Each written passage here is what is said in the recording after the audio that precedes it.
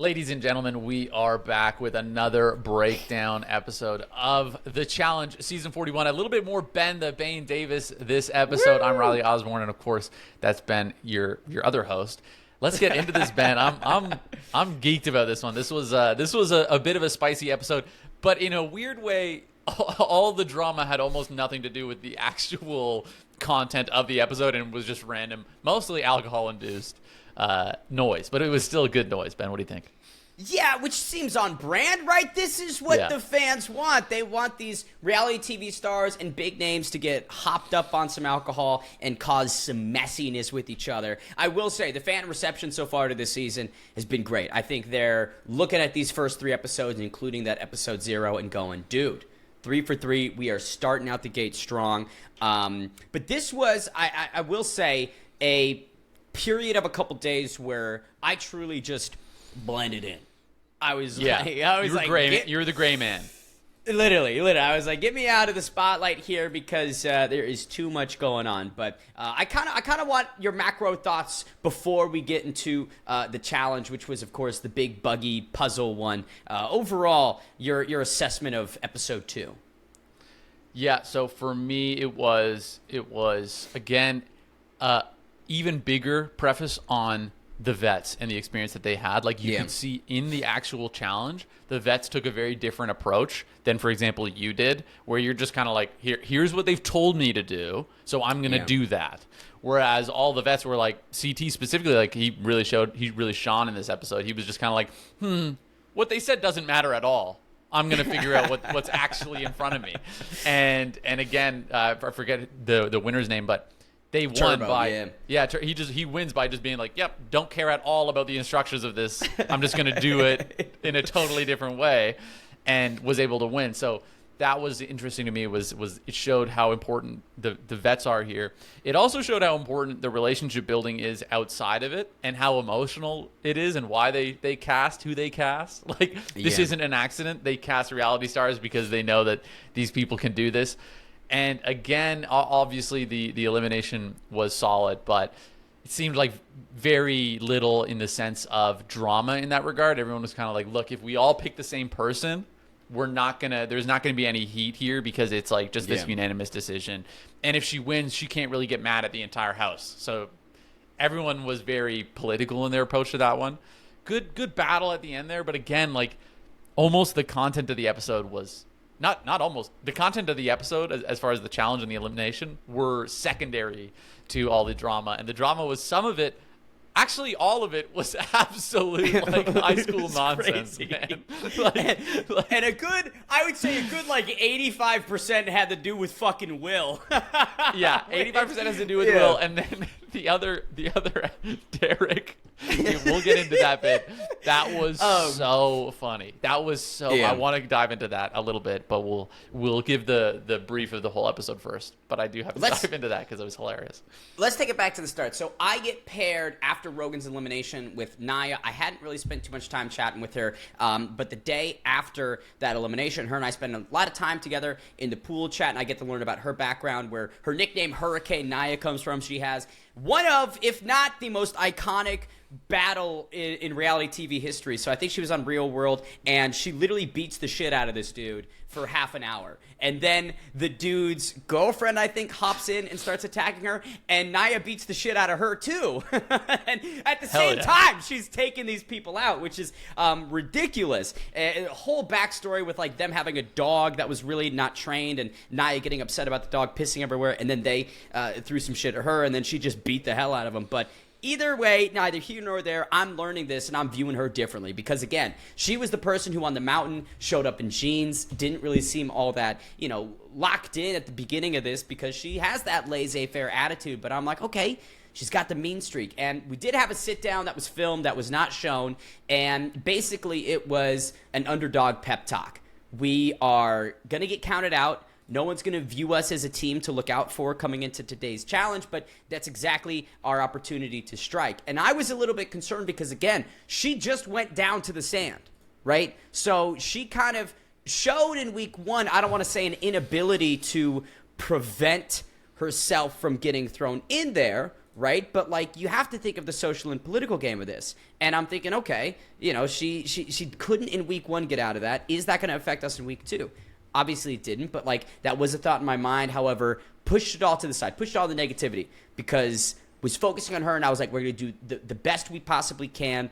And we get to this challenge, and I will say this. Blue Kim mentions this on Twitter, but the real challenge wasn't even the fucking dune buggies and the puzzle. Dude, it was getting to this location, because we're all in these big buses, and you're driving on like the narrowest Chilean pathway up. You ever go to the arcade, and there's that arcade game where you have to like move the big mountain and the ball's going up, and you have to like bounce it over holes and get it to the minor prize and the mega prize at the top, and you know what arcade game I'm talking about? Yeah. Okay, so that was us driving up the mountain, and it felt like the bus drivers were playing that game of, oh, don't fall, and I got scared, you know. I was like, I don't know if we're gonna make it, but we arrive, and the speculation, Riley, off the rip, we're seeing these dune buggies race around this big track, and you don't really get a sense for the path of these buggies. You're only really seeing them jump over that ditch, but like, it was almost a diamond. They'd start here, drive all the way up one side, all the way down, come over, and then jump where we were, and then rinse and repeat. And there were 4. They'd go back to back, and we all thought, just looking at the path, look at the dune buggies, we're gonna be driving these fucking things. So I was getting excited. I was like, I'm going to let it rip. I don't give a shit. You know, I'm going to all gas, no brakes. In my head, I'm like, okay, I'll drop her off. She'll grab a puzzle piece, and then I'll drive her to the podium, and we'll fucking bang it together. And then TJ's like, yeah, so that's not at all what's going to be happening. Yeah. And, Insurance you would sort of never let you do that. The MTV lawyers just like, No. Absolutely not. But, okay, so ahead of this challenge, you know, you've got the team that came in first last. Obviously, all the pairs have been switched up, but, you know, Johnny's someone that I was watching out for. We did that on the fly interview, and I literally, in the interview, they were like, hey, so who do you not want to win? And I was like, well, you don't want Johnny Bananas winning another one of these fucking things, so probably him. But out of the path that you had, the roster that you had, who did you think was maybe going to come out on top? I didn't see Turbo coming out on top, and the way they were editing it really made CT look like he had like figured it out quite early. But I wasn't super shocked. I think that when I saw that Yvette was taking the reins on that and was able to deduce what the real problem solve was, that wasn't that surprising to me. Because again, it's like when it comes down to games like this and shows like this, like just knowing how they function is more important than knowing the actual challenge itself, right? To be able to be like, now this is why they're doing it this way, not, you know, hey, what are they doing? So when I saw that, I wasn't too surprised that Yvette really took the reins on that. But I guess it was, I don't know, it was a bit different in the essence of it, because there was not that much physicality behind it. Hey, Ben, like, of course there was the running back and forth to your position, but there wasn't nearly as much physicality in the sense of, as we'd seen in the previous ones.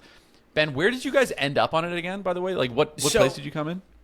I'm sending a photo to myself of our podium, and I'll talk through our strategy. We were able to come in 8th place, which was big for us because that's a point on the board, which is something I didn't have in episode 1.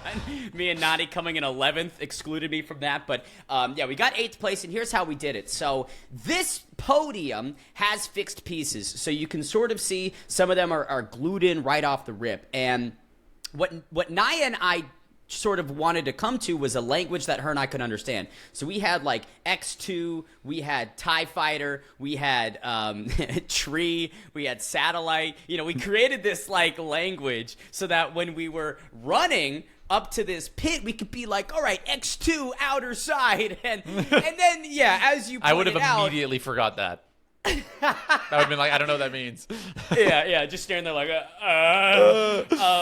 it was a bad strategy. That's basically the ethos of it. What Naya and I did overcomplicated things, as did many teams. And like you pointed out, CT, Turbo, they saw the signs here. They kind of clocked that, okay, the fixed pieces you can sort of tell X2 right next to each other, X2 right next to each other, and then there was that whole diagonal opposite side with the red pieces as well. So, like, there was a little bit of a clue already when the challenge started. You could have conceivably figured this out without even going down to the pit once. Unfortunately for Naya and I, we went down to the pit dozens of times. Like, I was I could see you like, okay, I gotta really focus on this car because I know you, and I know that you're gonna just do that. Be like, okay, I've been told that this is where the solution is, so I'm gonna do that. Not the other way around where Turbo is like, okay, I don't care what they told me.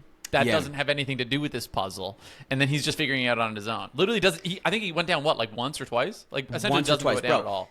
Yeah, they were done kind of like that mountain experience had gone, where Jeremy finishes way ahead of everybody else. You had Turbo and Lekka just eradicate the competition this day, and this went on for, I want to say, like 2 hours and change in its totality. I think Nye and I clocked in the 45 to 60 minute window to snag that 8th place, but like it took a long fucking time for us to realize, oh, it's a mirror. And you know, you see a moment where D runs over to Lekka and they're trying to maybe strategize and hey, so how does it work? How does it work? And Turbo's like, nah, don't do this.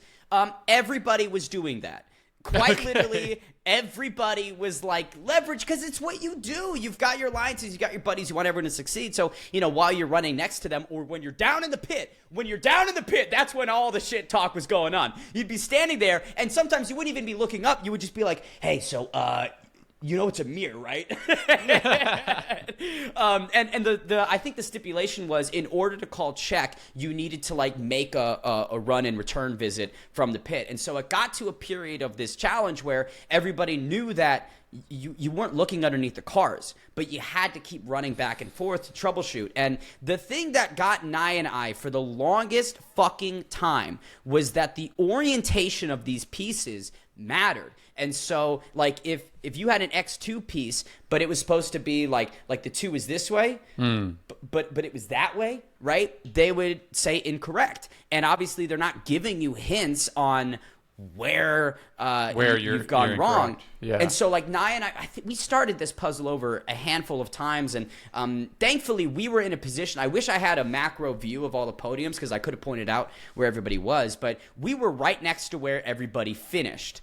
And that became really important because when everybody finished, they would come over and they would discuss how they finished. And so at one point, a bug, and you see this in the episode, and they kind of play it like it was later in the challenge, but it really was like midway point. A buggy fucking biffs it and flips over. And that caused a big pause. Everything stopped. Nobody could run back and forth. Nobody could call check. They wanted to do a safety check and then get the buggy back on track. Now, 2 things. 1, the underside of that blue buggy was facing everybody. Yeah. And so we were just like, oh! I was so far away and they wouldn't let you move that I was like, I can't. It's too far. But because, again, we were situated right next to where everybody had finished, there was a group of like, I think 14 people ahead of us that were standing there. And Anissa was very close to the podium and her and Lekka were chatting. And Anissa would loudly be like, yeah, so the mirror, once we figured that out, you'd be able to know, because the mirror and that piece, right, was the mirror of this piece. And so when you clock that, and so she played a big Hail Mary. Thanks, Anissa, on that one. Probably not allowed. I'm sorry. But, you know, if people are talking loudly near me, Riley, how can I not listen? You might hear it. I've got big ears, you know. Yeah. That's what they say. They call me Big Ear Ben. Dude, if you're not cheating a little bit, you're not trying hard enough to win, you know? So that does make sense. Whatever. That's part of the game. Especially when, again, like everybody was sort of playing that game as they did in kind of every daily challenge. But so we were able to get there, and it's funny because, again, we called check. We called check a lot of times, Riley. I called check way too frequently, and it got to a point where like her and I were holding each other. We're not checking you? Yeah, they're like, actually, we don't even need to go up there. You guys are probably wrong. No, but like, I remember one time I called check, and I'm like, her and I are holding each other, and I'm just like, please, please, please, please, please. And the guy up there was like, yeah, that's incorrect. And Naya I think there was a little bit of defeat that seeped in. You know, we had team after team finishing, and it was just so hard to figure out what was right, what was wrong with this puzzle that she kind of got a little bit defeated. And I remember there was one really funny moment that I wish that they had captured, but it's me. I think this is when the buggy was collapsed as well. It was me telling her, like, okay, plan A, we're going to go down there and we're going to aim for the pieces in between fixed pieces. So we're going to try and get what this one is, and then we'll go back down and we'll try and get what this one is, or that one. Because like on the bottom of the buggies, there was like black squares where the fixed pieces were, and then there'd be a white square with a symbol. So I was like, if we know where that one is, then we can like reverse engineer. And then I told her, okay, if plan A doesn't work, we're going to do plan B, which is this. And then I was like, if plan B doesn't work, we're going to go to plan C, which is this. And she then turns and she just goes, what? Just not listening at all. And we died, bro. Like, we cracked up. It was a much needed moment of levity for us to kind of mentally reset, recalibrate, and go, you know what, let's do our best. But what got us into this problematic spot was overcomplicating, so let's not overcomplicate.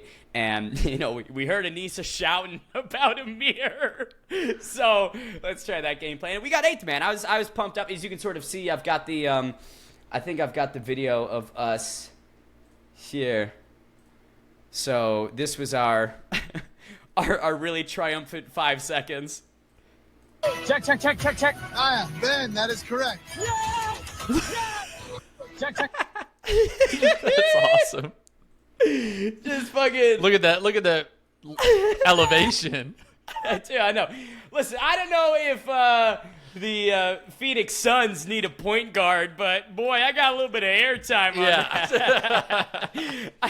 I also like how we sort of Check. Ben, that is correct. Like, we call check up here, and then we teleport down here.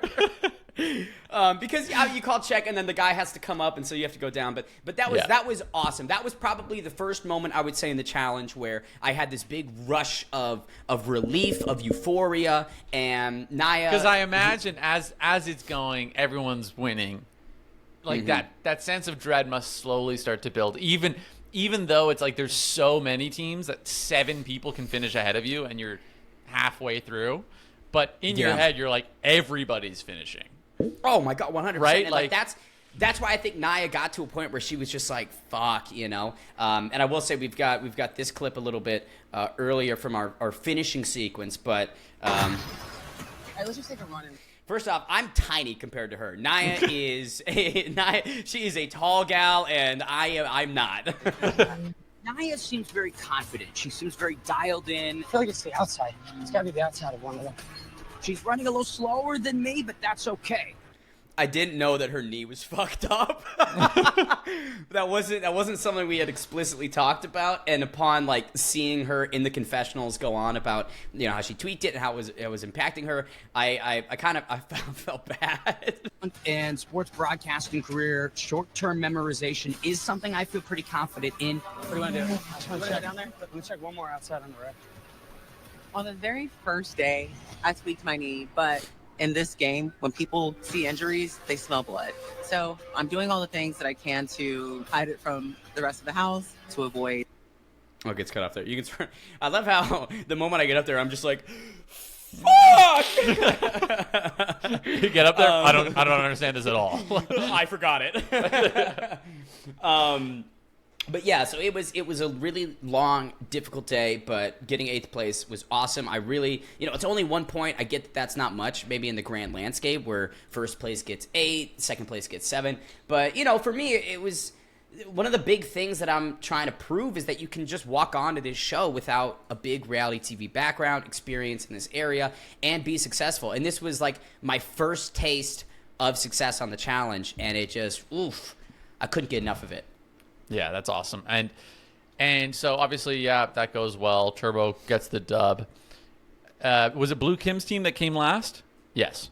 So it was a battle between both Derek's and Blue and Tay in 14th and 15th place, I believe, because you know, and I'll say this, they were some of the furthest podiums. So they weren't near where the group was congregating. They weren't near any of the other teams that had finished, and maybe while they were walking over, whispering the tips and tricks of the trade.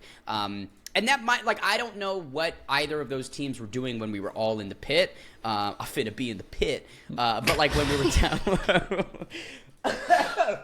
down... Again, like, when we were down there, there was a conversation that you could clearly overhear that gave you hints, that informed you, oh, it's a mirror, or this is a reflection of the other side. So I don't... Maybe it was just bad timing and they weren't down there when the other people were. But either way, battle of Derek's and Blue and Tay. Ultimately, Blue Kim and Derek Kaczynski lose the challenge. And that means, Riley, that they're going right to the arena. Yeah, and it does seem in a way like, yes, like, you know, Blue mentioned Tay. But I think also in the subconscious of the rest of the house, if they came second last, I feel like everyone was just kind of like, okay, that's an easy, safe vote. You were second last, so we'll just throw you in there. Because otherwise there's going to be this, like, big political back and forth, whereas this is just, like, the easy out that we can take, the easy runoff we can go with. And this is still the first week of being down there. Yeah. So it's way too early to make any type of like you were saying, move. Ben, like, you're gray manning. I think everyone else is kind of gray manning as well. Like, I think that most people are kind of on the same page here of how they want to approach this structure. And then there's Will, who decided, on the other hand, how about I just be as aggro as humanly possible on, like, night 3 of this show. He's just like, what if I lose my mind? Yeah, what if I just completely crash out right now? So let's take it to the night out. So we arrive to this night out, and the common consensus is whatever Blue wants, Blue will get. And there was a little bit of politicking. There was a little bit of... Pause, because why is that the consensus? Like, had Blue just put herself in such a good position politically with everybody else that everyone was just on her team? Like, how is she able to sway so much of the house? Or was it just, again, you think just people didn't want to be political, so they're using her essentially as the scapegoat of who they're going to vote for? I think it was a product of both. I think it was Blue massively liked within the house, and you're so early in the show that it's like, look, if I go against her at this moment and she does come back, and she wins, right, creates a problem, and you have the cleanliness of, hey, everybody else voted, you win. So if Blue's opponent wins, which he did, Tay comes back, you get to say the whole house did it. You know, you can't pick apart. Well, that was my thing was, you know, if we looked at especially how Justin's situation went, it's like now he's in this environment where, especially with Derek, like, now Derek's put himself out there, you know, and as did half the house. And then that guy's back in the house, you know? Right. So this is one of those situations where it's like either Blue or Tay is coming back. So how do you burn as few bridges as possible? That's how you're going to do that, right? And it does make sense. We'll get to Chavez's error in a moment, but not before we talk about his altercation with Leo, because at this bar, man, not a lot of people are strategizing and politicking because of what is sort of understood with Blue. And so instead of that, what we get is a bunch of drunken nonsense. So it all kicks off between Derek, Chavez, and Leo. And here's the good thing for the DNR listeners. I was standing right next to them at the bar when this BOGO thing happened. So I'm standing next to Derek. We're chatting, and he has a drink that he ordered. He ordered an Aperol Spritz for Naya, and so we're just chopping it up. Leo then comes over, and he's like, hey, did you guys hear about this BOGO deal? And we were like, what are you talking about? And he's like, well, I was talking to the bartenders, and they were speaking like exclusively Spanish. Leo is one of the bilingual guys on the cast. We didn't know not to believe him in that moment because, you know, we didn't speak Spanish. And so we were like, yeah, if they said it, cool. And so Derek then orders another Aperol Spritz. He's like, Naya will have one, I'll have the second one, and then I'll double fist with the drink that I have. And he's just assuming this is BOGO. Assuming that it's BOGO. Even though nobody had talked about this up until this point, right? Like, you could feel that there was something a little off, but we were all drinking, we're all having fun. It's like maybe this deal did slip under the roof, and Leo is the one that brought it back to our attention. Unfortunately, while this second Aperol Spritz is being ordered and coming over, he picks up Derek's drink while we're at the bar, right, and starts sipping on it, and we're like, okay, that's odd. You know, you don't just like walk over and grab someone's drink and start. Yeah. So and then I. You know, and I was talking about like that. It was weird. This and is then really it gets, dude, This is really this good. I'm drink- gonna keep drinking this. Your drink, awesome. And then it got worse because like as the bill comes over, Leo then turns with Derek's first drink, bounces, gone, boom, runs, and Derek's looking at this receipt, going, "Oh, so that actually didn't exist. You know, this BOGO was entirely fake. Now I have to pay for 2 full-priced Aperol Spritz, and I'd already paid for that one drink that Leo is now sucking down at a table outside." And so Derek, I'm standing right next to him, and he's like, "What the fuck?"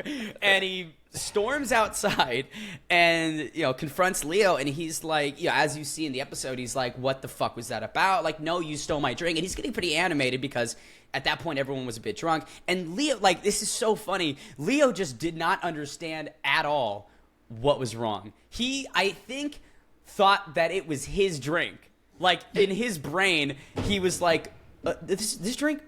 I ordered this one. Like, this is mine. And, you know, had no recollection that he just grabbed it and ran. And then, it devolves. It's not even about the BOGO anymore. It was just about Leo interrupting Derek.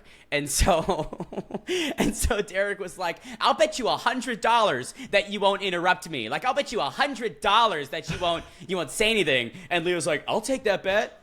I'll fucking take that bet, sure." And then Derek's like, Derek starts talking. He's like, "So when you came over," and Leo instantly is like, "But that's not even," and Derek, dude, at the moment that Derek got interrupted, lost his fucking mind. And I try to like come over and mediate a little bit. I try to explain to Leo, I was like, "Look, you came over, you started sipping his drink, you lied about the BOGO, and then you left." And Leo was like, "Nah, dude, nah, that's fucked up." And ultimately what comes out of this is Leo sits at his own table for like 45 minutes and just doesn't talk to anybody.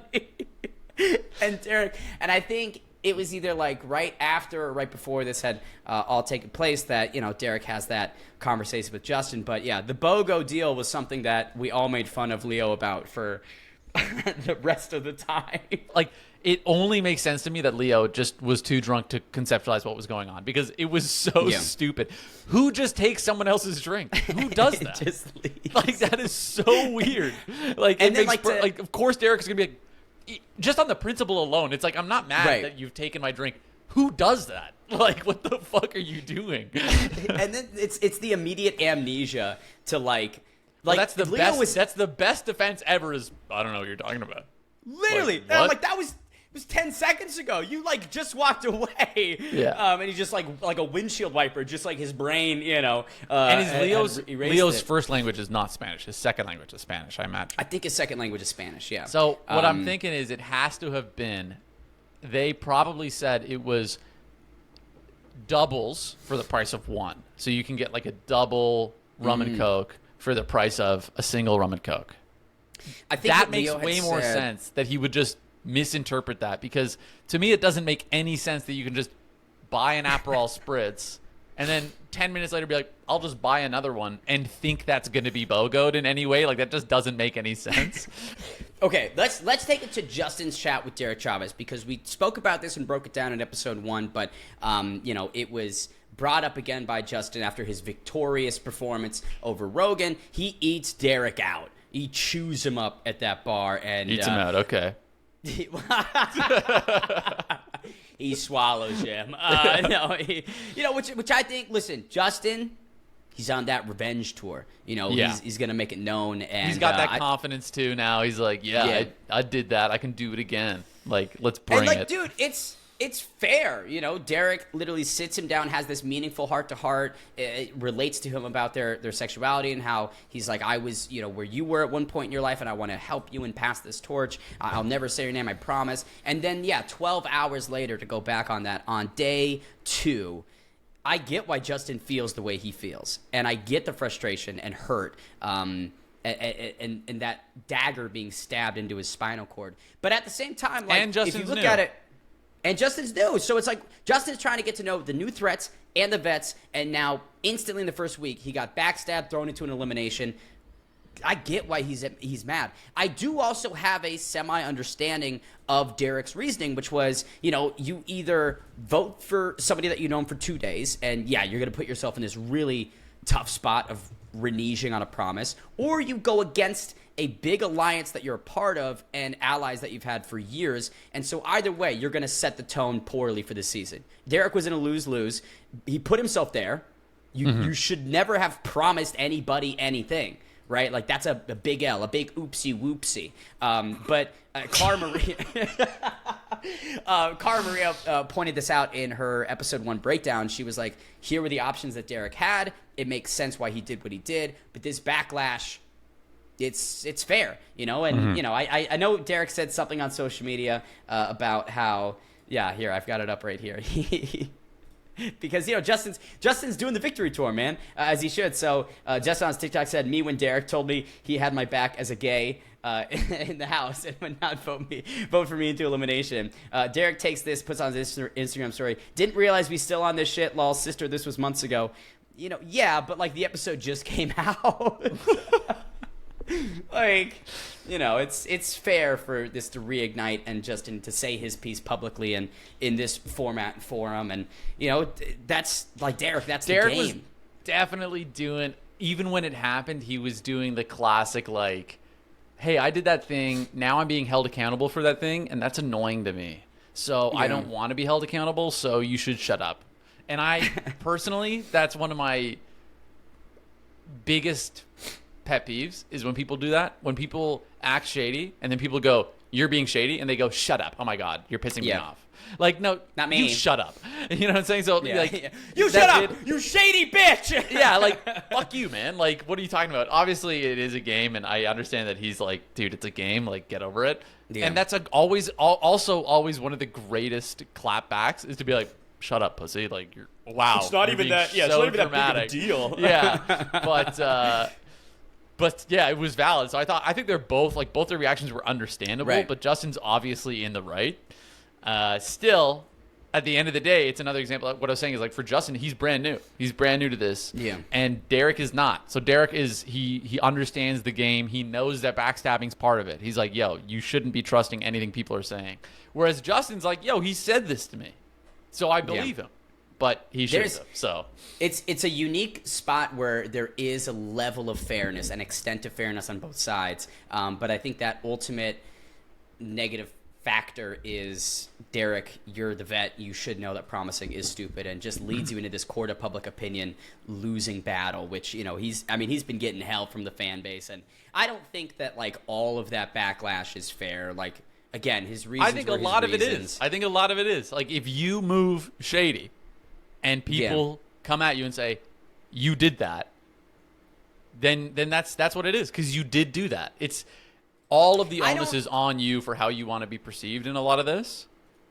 And if you do that, then that's you've made your bed. And I'm fine with people, like, critiquing the decision and being like, shady move, but, like, to attack Derek personally, which is what he's been experiencing. It's like, exactly. That's I didn't know it was going that far. He's been posting some of the DMs that he's received on his story, and some of them I'm just like, oh yeah, that's a little too far. Like, come on, gang. But either way, okay, let's take it to the Will portion of all of this. My favorite part of this whole thing. Oh my god. First off, what a hunk. What a fucking hunk of a man that Will is. He is. And look, I love a guy that has a sensitive side. He's vulnerable. He expresses that, and having that emotional availability, I think, is good. But I think that he spirals a lot in this episode, and over some questionable things. So we learn that Will and D hooked up. Riley. Oh my god. No, so they didn't really. I think that what I learned, and maybe I'm misunderstanding this, if there's new information about their hookup, please come tell me, but they did some stuff in the hotel, some PG-13 stuff, and I think Will thought... Wait, so they didn't sleep together? I don't think they slept together. What, they were doing a little kissy poo by the pool? Are we kidding? They're just a little, you know. Oh my God, that's awful. That's awful. having I thought they fun. were like A little having fun. he gave Maybe he they gave the did. reference that they were sleeping together for like months. Which is very funny framing of like a 2-day sequestered in the hotel fling where you don't know anybody to then be like, yeah, that's my ball and chain, dude. Yeah, dude, I love her. Like, I don't think you get it. We're in love. But that's and if that's not the truth, then please someone correct me. But like that's at least the best I understand it. And I think Will felt there was a seed that had been planted because of that, and he would get to explore that further when the season started and we're on the house. And so for D and Bananas, I have a very different perspective of his reaction. Stick with me, because Yeah, I'm gonna stick with you, but I just want to give this. I want to give this caveat. Yeah. But yeah, go continue. Sorry. I think there was a seed, not fairly, to be honest, that he felt he'd get to grow that more. D's playing the game. This is what D does. She's strategizing. She's manipulating. This is like vintage D. And Will, I think, is interpreting it in a very personal, almost attack on him, a slight on him.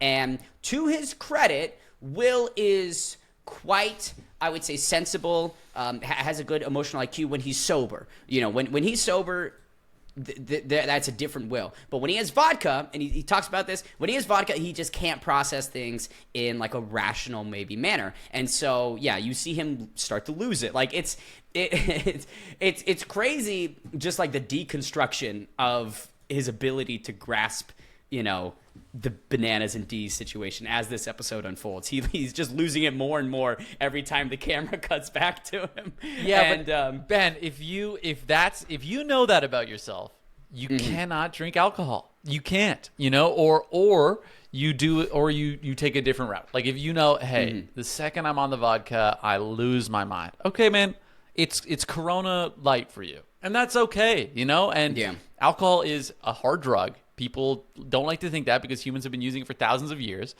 but it is. And if you can't handle it properly, and if you lose your mind, don't mess with that. Like keep that at bay. Or like I said, focus on drink some red wine. Like drink something that's gonna chill you out a little bit. Like or because he totally fell apart, man. Totally, it's like a different person. And it's odd because, the days that we were there, I don't think he ever, brought it up or addressed it with her. I didn't see or hear them have any type of conversation about what went on in the hotel. And so for him to kind of just leave it, let it go, and then, get drunk and fall apart is odd. If he had, gone up and been like, hey, I like your vibe. I know we had a little bit of fun in the hotel. Can we continue that, or whatever? And she's like, no, fuck you. I don't know. I mean, I just think there's a lot of wrong ways he handled this.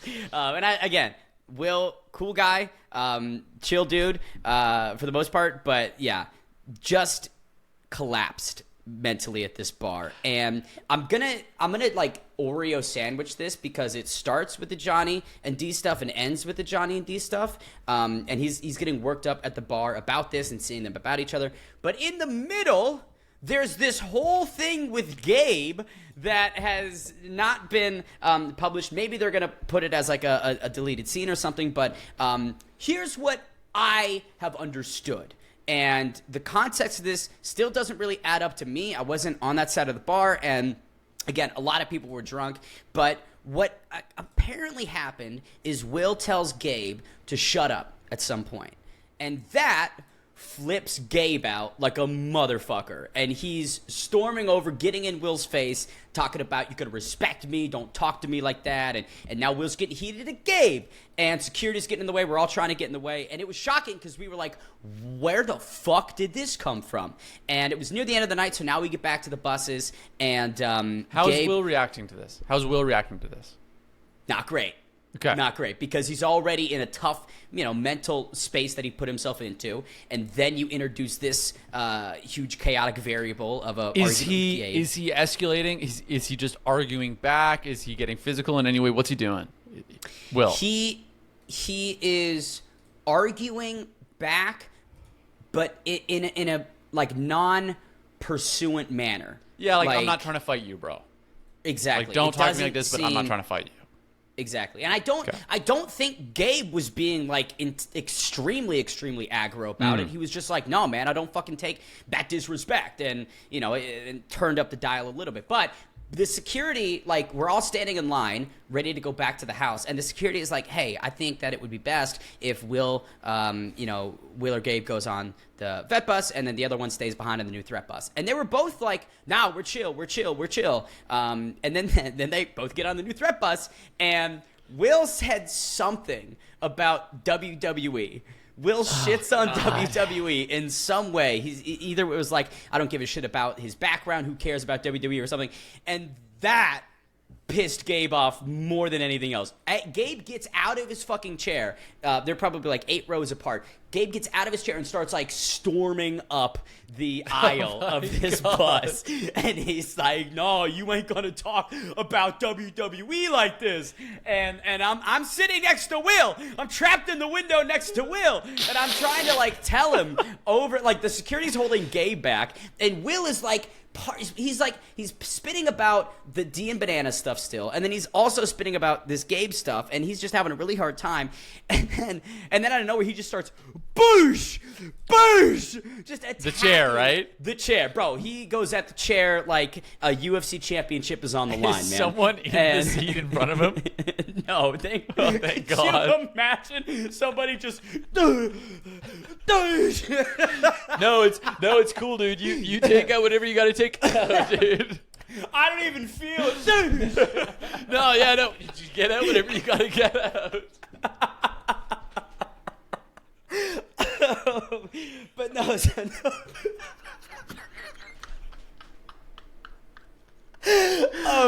Bro, sorry, pause, because this, like, watching his crash out was like watching a Toy Story movie villain.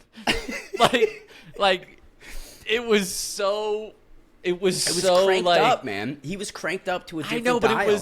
it was in the way that like the very stereotypical like preppy white boy gets mad, where they just start punching walls and then they're like, yeah, I punched a wall. And it's like, okay, like that's not tough. No one cares. Let's chill out. You know, like, it's like, what did that solve? That's man. how I was originally like when he's punching the chair, I was like, bro, this is so stereotypical of like like I said, preppy white boy just being like, Mom, shut up, and like punching the wall. So it was tough. It was tough to watch. And again, like I know Will's a good guy, veteran. Shout out, of course. And he's had a tough background, and I'm just saying that's from how a lot of pain. But that's how it looked. It is a tough visual, and I don't think many will be able to step into those shoes of where his brain was at, just because so many chaotic things were flooding around it, and I don't think he handled much of it well. But I was spending the entirety of that bus ride, bro, like trying to literally physically calm him down, not like pet him, but I was like, bro, this is not worth it. Like, think about why you're here. Think about what you're fighting for, why you're on this show. Getting booted off by some physical altercation, you'd hate yourself tomorrow. Like, I get you're mad, I get you're frustrated, bro, but like, think about the bigger picture. Just breathe. It's not worth it. He's not worth it. Johnny's not worth it. Nobody's worth it, bro. Your time is valuable here. You're here for a reason. Don't fuck it up for yourself. And eventually he calms down, it de-escalates, and then we finally get back to the house, and me, Gabe, and Jake are now in our room, and Gabe is still very fired up, and very, very mad and frustrated about this, and I think this adds so much context too, because it really does feel like a lot of what Will was doing came out of absolutely nowhere, but there's this whole piece that seems to have been left out. And this further contextualizes Dee's reaction on the bus, because Dee's sitting right next to Will, and she's kind of like laughing about what's occurring, because what was frustrating Will in that moment on that bus ride, for the most part, wasn't the stuff with Bananas. And so I think some fans have like taken that clip and been like, oh, she's so manipulative. Like, look at her, she's causing this distress, and she's laughing about it. It's like, maybe, but also more likely is she's. Pause on that though, Ben, because she is not causing this distress. She No, did not yeah. date this guy. She's not with him. Sorry, hold on. It is kind of funny. It's kind of like, bro, relax. You forgot that they're in love, dude. Oh, yes. They were married for yeah. 5 years. Yes. Yes. 3 kids. No, which and it does, like, I totally get Dee's reaction, especially when we're back at the house and, you know, you've got Justin and Lekka trying to calm Will down, and he keeps peering over the side, and he's just watching Dee and Bananas on the sunbed. He just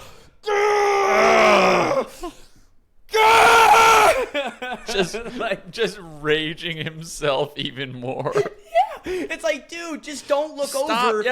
Yeah. Just stop looking. It's like, just close the laptop, bro. You know what I mean? Like, just go to a different room. Like, and again, love Will, man, but like it's just tough because a lot of his decisions that night just really struggle to make sense. And then you get to the point where he's punching the wall for no reason. And exactly like we talked about a moment ago, it's like, what does that solve? Like, why? And there was one brief moment that was like, you get a shot of it, but because you don't have the Gabe chapter of this, it doesn't make sense. But where they're trying to calm Will down was directly next to our room where we're trying to calm Gabe down. And so there is nothing but a door between us. At one point, Will opens the door and gets halfway into the room, which re-triggers Gabe. And then Will, you know, steps out. And what's funny about it is, again, like, Will's entire focus when we get back to the house is no longer on Gabe. It's about this Dee and Banana situation and him feeling scorned.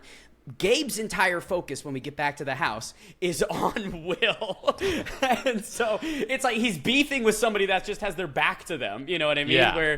And so when Will accidentally comes into our room, and Gabe's losing his mind. Gabe was like, oh, he's trying to come in here to beat me. Like, he's trying to fight. And we're like, no, I don't think so. But that was like just the craziness of that evening. And I do think that hopefully at some point we get to see a lot of that Gabe stuff because, you know, they haven't shown Gabe yet. And I think it's time now that we mention how messy Gabe is, because not only is it tonight that Gabe is stirring the pot in some sort of way, but it was also last week. Now, Justin talks about this on his TikTok live that he did, where Gabe took ownership for starting this rumor that Justin didn't want to be there. There was this idea that was going around the house that, oh, Justin doesn't want to be in the challenge. Justin said in the hotel that he doesn't even want to be here. And we were all kind of like, where the fuck did this come from? And Justin was like, I never fucking said this. And we're all trying to track this back. And, you know, it gets planted on Gabe, but Gabe does this weird thing, and it still confuses me, where he like denied it privately, but then publicly took ownership for it. So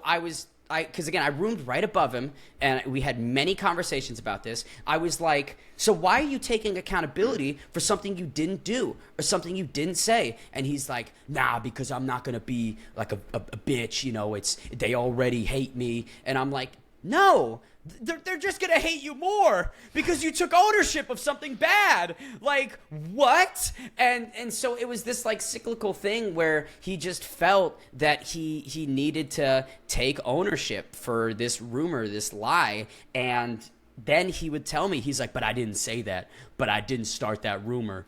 But then he would go around the house saying, I started that rumor. And so I was just like, dude, I don't know what's up with you or what's down. Like, it's impossible to tell. And I wish that was where the messiness with Gabe ended. But it just keeps fucking going.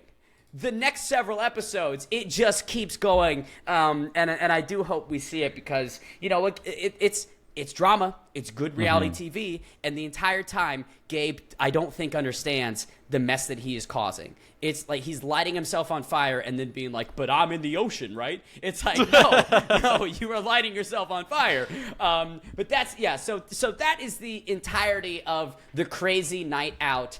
After we have this Dune Buggy challenge, you have Derek and Leo going at it about the BOGO, and then you had Will working himself up about Dee, and then Gabe gets involved, and then the night ends with Will seemingly fracturing his hand and bound to get bounced from the production. But Riley, then we get to the nomination day. Well, Ben, Wait, I want to touch on the Will thing because I just have one last thing I thought was interesting about that. I don't think that Will was upset about Bananas and D getting together. I think Will was upset that D picked Bananas over him. I think that he was more mad that like he was seeing Bananas, who is this probably has more money than him, older than him guy, getting picked, and I think that pissed him off. I don't think it was like I don't think that he was like, I love D, I want to be with D. I think he was just pissed that he wasn't perceived as like the more attractive, suitable guy. That's what I think it was just an ego thing about getting picked rather than actually being in love with D. That's my only thought here, because that's the only way it makes sense that when you drink you just fall apart like that, but when you have every opportunity to go talk to her, you don't. It's because like he doesn't care. He doesn't care about her. He doesn't care about that. But then when he's seeing that she picked someone else over him, that's what pissed him off. It was an insecurity thing. Yeah, it was just an insecurity thing. This is a guy who's like, obviously cares about his physical appearance, like, obviously. So I think that was part of it. That's actually not part of it. I think that was the whole thing. And I will say, Will, in the trailers for this season, you can see that he gets over D pretty quickly. There's somebody else, Nani, that he's making out with. So he moves on. He finds a partner. But Riley. That's what I'm saying. He doesn't care. Yeah. But we find ourselves on nomination day. So you're thinking, as you're watching this, is, okay, it's a lock. Blue wants Tay. She's going to get Tay.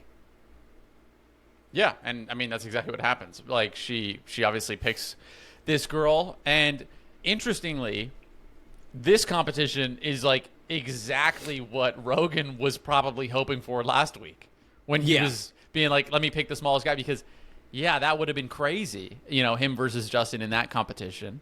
So Blue makes the right call. She picks someone that she thinks that has a physical advantage over.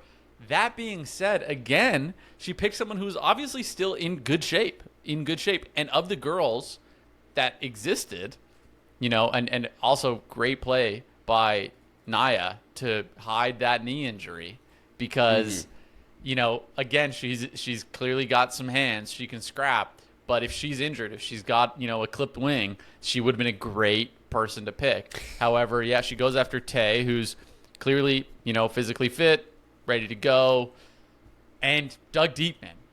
Yeah. So that was very impressive to see her dig deep, get that dub, because Blue really, it looked to me on paper like she was going to be the scrappier one of the two. Like when I saw them going into that elimination, I did not think that Blue was going to get eliminated. And it was close. It was very, very close. But I didn't think that Tay was going to be able to win. When I saw what the challenge was, I was like, man, if I'm looking at these two girls, like one of these girls looks just scrappier than the other one does, right? And Tay proved that wrong. There was an idea by a good chunk of people in the house to disregard what Blue wanted and vote Adrienne in to kind of solve the same puzzle, because Adrienne and Tay are both a part of that UK alliance, but sort of, auxiliary members lower on the totem pole. Yeah, I was very shocked that Adrienne just kind of skated the whole episode. And the reason, like, you just brought up Naya's knee, right? But nobody knew. You know what everybody in the fucking house knew? That Adrienne had stitches in her foot and could not really walk. So we viewed it as, yes, maybe Adrienne has some more size on Blue, but, like, she's got a busted wheel. In terms of advantages, she would have been destroyed. With all that running, with all that forward motion and battling. So we felt that even though Blue had the mindset and opinion that, okay, I have a greater physical chance against Tay, we were like, no, but you probably have one against the injured person. And since they're both in the UK alliance, it still works out to eliminate one of them. Because, again, Blue and I were operating much more on the same social side of things. I like Tay a ton. Her and I got along really, really well.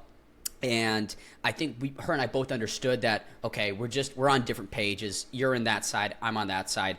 But I always would find her and we just have not game talk, and it'd be great. And I remember telling Tay, I was like, hey, maybe there's good numbers that we're gonna get Adrienne. And Tay was the one that told me, she's like, Benny boy, it's me, I'm going in.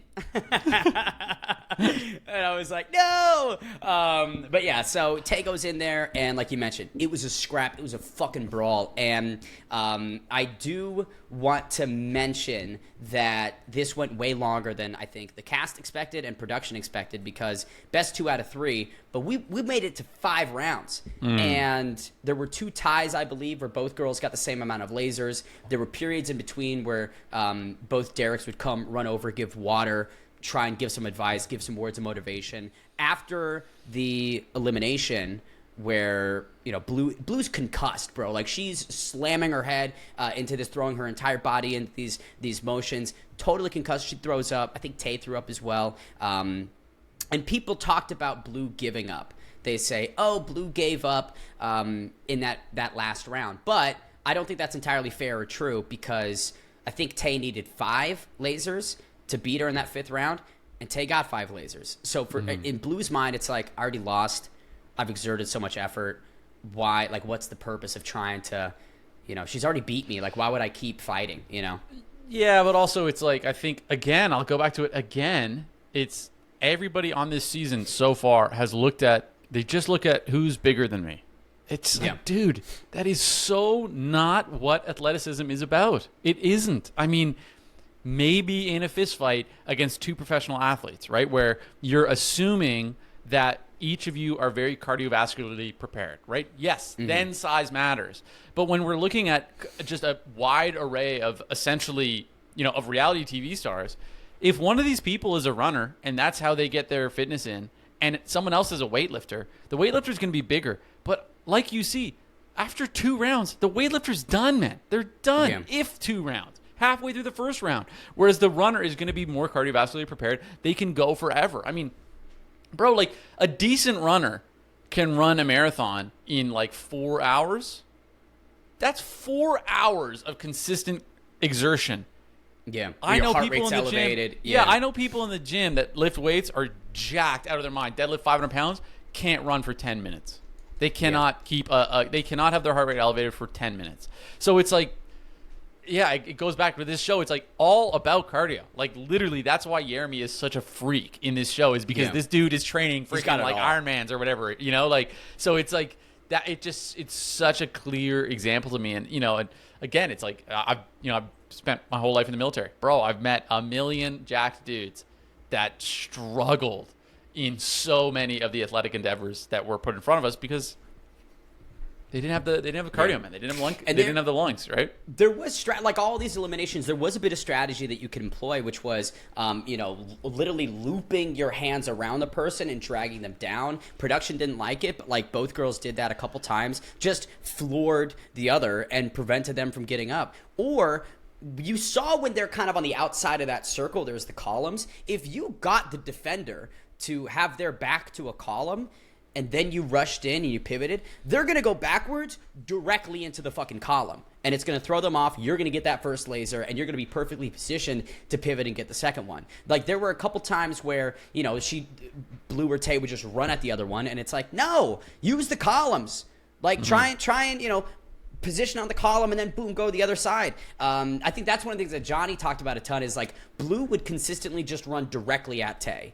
To get to these lasers, try and like rough and push her way through it instead of like, pivoting or juking. Whereas I think Tay had a more agile approach. And there were instances where it's like the laser was over here and Blue would like run to hit Tay and then try and get the laser instead of just beelining for the laser, which was a tactical error. But either way, we did have a little Ben in the elimination. We got a little something in the elimination, Riley. From the world of sports broadcasting as a play-by-play commentator. Talk about an absolute cat fight right off the rip. I mean, they are rolling around, hitting each other in the face. Come on, this is tough. This is brutal. This is Tay versus Blue. So, not the worst broadcasting work of all time, or in my career, but we did have an instance, and we'll just bang this out right away. On the Rob Has a Podcast recap, we had Brian and Allie kind of dig into me a little bit about that. Really incredible. Only undermined slightly by the absolute flop performance when they let Ben do the commentary on round 2, and he's just like, this is a true cat fight. Like, send that person home. Like, that is your only showing on this episode. Like, goodbye, Flaptina, never loved you. Yeah, I was expecting much bigger things. Like, oh, this would be fun. Let's have, like, you know, a real, like, play-by-play caller for these eliminations. This would be fun. And it was just, like, the lowest hanging fruit of like, I mean, he didn't do that, but, like, you might as well. I mean, I guess the only saving grace is, like, Blue herself makes that joke. Like, when she's like, oh, kitty, kitty, purr, this is, like, you know, mouse chasing a tail type of elimination. But I don't know, he doesn't necessarily know that. I'm sure he's not watching Blue's kitty kitty purr YouTube videos. Are you sure, Brian? Yeah, are you sure about that? Are or you maybe sure about he does that? his fucking research, dumbass. Because maybe I'm the biggest Blue Kim fan ever. And just kind of goes to that himself. So not the He best didn't. for Ben. He didn't go to that himself. Oh my God. He literally understands what you're doing and then discredits it and then pivots it to make it not what it was. Shut up, both of you. That pissed me off. Okay. Much love to Brian and Allie. Appreciate your guys' coverage and reviews of these episodes. It's a lot of work to, like, the day after spin these out. I get it. It's energy. It's effort. However, I just want to add context to that commentating segment, which I thought was pretty fun, was pretty inventive. It wraps in, like, my background in, like, a fun way, but it wasn't the greatest. Listen, I'll be fair, and I get that some of the fan base is annoyed that both of my confessionals this episode were me going, I'm from the world of sports broadcasting. Yeah, almost fair. Like it's hours and hours of footage, and you don't get to pick what's fucking edited in. So sorry, sorry, I'm getting defensive over my boy. Don't come at my boy like this, all right? Don't come at my boy homie, like this. Dude. You know, I'm sure I would get along really well with these two people. Don't come at my boy like this, all right? Don't you dare. It is nothing at Brian or Allie personally. Don't call me Flaptina. But it's nothing at them personally. However, personal. I get it's personal. But yes, during these confessionals, like, we are doing hours of answering questions and reading lines and whatnot. And we had filmed this probably a week and a half, 2 weeks after this elimination had taken place. And during this session, it was deep into it. So you're tired, the light's beaming on you, and there's no reference video. It's not like they had chopped up this elimination and said, okay, Ben, do some play-by-play. If they did, I would have maybe said something like, Tay going up high, pivots around. Blue not able to get in the way. There's a laser for Tay. The Aussie biting with a bark. You know, something in that realm. But, like, it's challenging to be a broadcaster when you are asked to commentate on nothing and commentate on just the recollection of something that happened 2 weeks prior that is fuzzy because you've had days after days of challenge, elimination, socializing, politicking. Like, so I get the negativity and some of the reception. Again, not my best work, but I just hope maybe some people understand why it wasn't that good. But even still, I thought that it was fun, it was inventive, and it was a very cute, nice way to wrap in my background, which, like, I really appreciated. I was very surprised when they played that during the elimination, and I was like, oh, that's me. Yeah, it was great. Yeah, exactly. I mean, with sports broadcasting, I think people would be amazed by how much bad broadcasting has to do with just errors in production, like just not having the right information or not having the right lens, and you're just like, okay, I'm fighting for my life out here. Like, I remember me and Ben one time had to do an intro where the audio of every single TV line was playing in our ears during it, and I was like, your brain is turning into mush because you have literally this constant stream of information coming into your ears while you're trying to broadcast. So and what Riley's saying is, for those that don't know, it's like the director cueing the camera operators. It's the producers talking to the audio guys. It's literally every line of communication that night was being fed into our ears for the first, what was it, that was like 2 hours. That was like the entire prelims of that card where we're getting every, it was half hour at least. Yeah. It was like 17 hours of us getting fed this. 3 months. Listen. But okay, last couple things I want to talk about. A slight clarification on the partner selection. We don't see who I pick, so we're going to save that for next episode. But I saw a little bit of dialogue back and forth on this. Quick stipulation, you can't choose the same partner twice.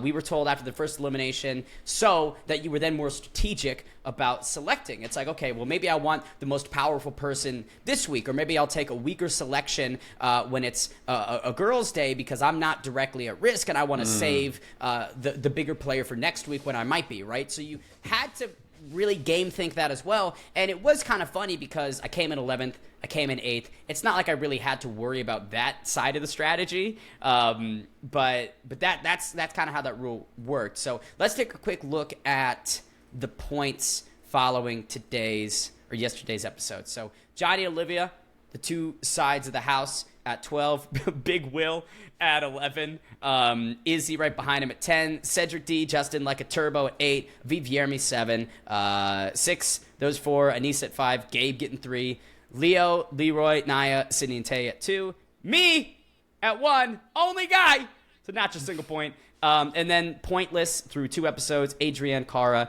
both Derek's, Jake, and Nani. So interesting that's what we have heading into this second frame. And I think the last 2 things that I want to show you, Riley, is this scene, which was Jeremy talking with Lekka, talking with Sydney, talking with D. And they're forming, this quote-unquote alliance, the Tarzan and the Janes, where they're saying we're the 4 strongest rookies in the house, and, we're going to take over. Where am I? No. I get why I was excluded from that conversation. Mr. 1 point over here is not going to be like, I